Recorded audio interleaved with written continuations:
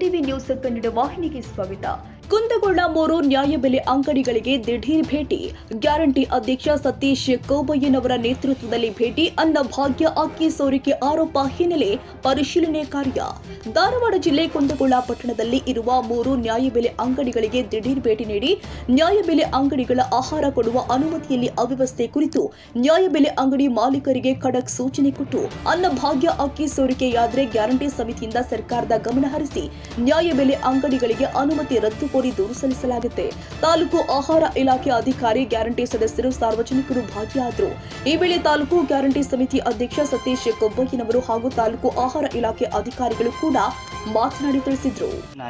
ಅವರಿಗೆ ಒಂದು ಅನುಮತಿ ನೀಡಿ ಒಂದು ನ್ಯಾಯಬೆಲೆ ಅಂಗಡಿಗೆ ಅವ್ರಿಗೆ ನಿರ್ದಿಷ್ಟ ಒಂದು ಗುಡಾನ್ ಮೊದಲಿಗೆ ನೋಡೋದು ಗುಡಾನ್ ಅವ್ರಿಗೆ ಎಷ್ಟು ಒಂದು 500 ಕಾರ್ಡ್ ಅಂದರೆ 500 ಕಾರ್ಡ್ ಅಂತ ಪಡಿತರ ಆಹಾರಗಳನ್ನು ಬೇಕರ್ಸ್ ಅವ್ರಿಗೆ ಗುಡಾನ್ ಅದನ್ನು ನೋಡ್ತೀವಿ. ಆಮೇಲೆ ಅನುಕೂಲ ಒಂದು ಕೇಂದ್ರ ಸ್ಥಾನದಲ್ಲಿ ಇರಬೇಕು. ಅವು ನೋಡಿ ನ್ಯಾಯಬೆಲೆ ಅಂಗಡಿ ಮಂಜೂರು ಮಾಡಬೇಕು. ಈ ಪ್ರದೇಶಗಳು ಕಂಡು ಲೋಪದೋಷ ಅಂದರೆ ಮೇನ್ ಅದಕ್ಕೆ ಟೋಲ್ ನಮಗೆ ಬೋರ್ಡ್ ಸರಿಯಾಗಿ ನಿರ್ವಹಿಸಿಲ್ಲ. ಅನ್ನಭಾಗ್ಯ ಬೋರ್ಡ್, ಆಮೇಲೆ ಟೋಲ್ ಫ್ರೀದು, ಆಮೇಲೆ ಜಾಗೃತಿ ಸಮಿತಿ ಸದಸ್ಯರ ಬೋರ್ಡ್ ಹಾಕಿಲ್ಲ.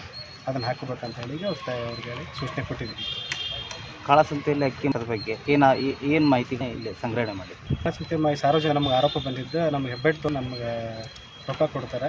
ಆ ರೇಷನ್ ಅವರ ಮನೇಲಿ ಶೇಖರಣೆ ಅದನ್ನು ಗುಡಾನಿಂದಲೇ ನೇರವಾಗಿ ಕಾಳಸಂತೆ ಮಾರಾಟ ಮಾಡಿದಾಗ ಮಾಹಿತಿ ಬಂದಿತ್ತು. ಪ್ರಕಾರ ನಾವೀಗ ನಮ್ಮ ಅಧ್ಯಕ್ಷರಾದ ಶೇಖರ್ ಕುಬ್ಬಳ್ಳಿ ಸರ್,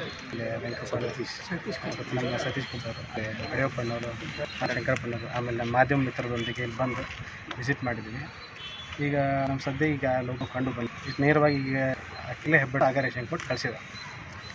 ಇವತ್ತಿನ ಒಂದಕ್ಕೆ ಇದು ಈ ಪ್ರಶ್ನೆ ಒಂದು ತ್ರೈಮಾಸಿಕ ಸಭೆಯಲ್ಲಿ ಸಾಕಷ್ಟು ಆರೋಪಗಳ ಹಿನ್ನೆಲೆ ಇವತ್ತು ಈ ಗೋಡನ್ಗಳಿಗೆ ಭೇಟಿ ನೀಡಿದ್ರಿ.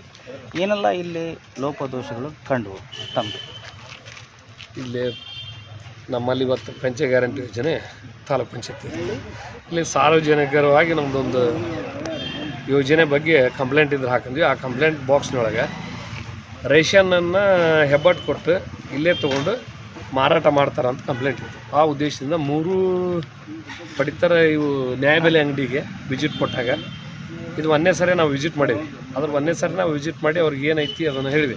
ಒಂದಿಷ್ಟು ತಾಂತ್ರಿಕ ದೋಷನೂ ಅದಾವೆ. ಹೆಬ್ಬಟ್ಟು ಆಗತ್ತೋಲ್ಲ, ಸರ್ವರ್ ಇದು ಐತೆ ಅನ್ನೋದಕ್ಕೆ ಐತೆ ಅಂದ್ರೆ ಅದ್ರ ಸರ್ಕಾರದ ನಿಯಮಾವಳಿ ಪ್ರಕಾರ ಏನೈತಿ, ಆ ಹೆಬ್ಬಟ್ಟು ಕೊಟ್ಟಾಗ ಅವ್ರಿಗೆ ರೇಷನ್ ಕೊಡ್ಬೇಕು ಅನ್ನೋದು ಇದು ಐತಿ.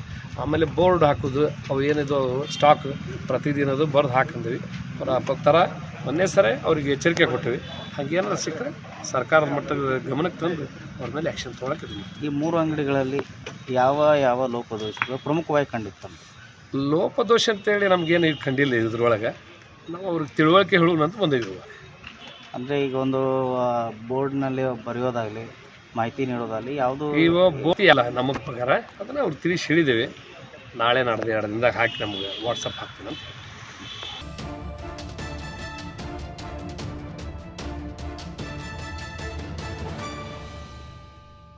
ತಾಜಾ ಸುದ್ದಿಗಾಗಿ ಎಂಟಿವಿ ನ್ಯೂಸ್ 24x7ಗೆ ಸಬ್ಸ್ಕ್ರೈಬ್ ಮಾಡಿ ಮತ್ತು ಬೆಲ್ ಐಕಾನ್ ಅನ್ನು ಒತ್ತಿ. ತಪ್ಪದೇ ಲಿಂಕ್ ಶೇರ್ ಮಾಡಿ.